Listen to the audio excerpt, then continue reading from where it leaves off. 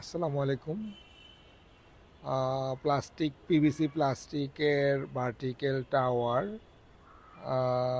4 fit vertical টাওয়ারের মধ্যে 30টি লতা জাতীয় গাছ লাগানোর ব্যবস্থা করা হয়েছে।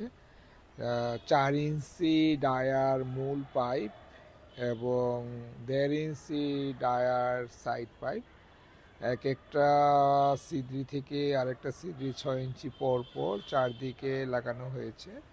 কলমি শাক লাগানো হয়েছে, স্ট্রবেরি, টমেটো, কাঁচামরিচ, লতা জাতীয় যে কোনো গাছ ভার্টিক্যাল পাইপের মাধ্যমে লাগানো সম্ভব। এবং এতে করে পানি কম লাগবে এবং উপরে কোকোপিট দেওয়াতে হালকা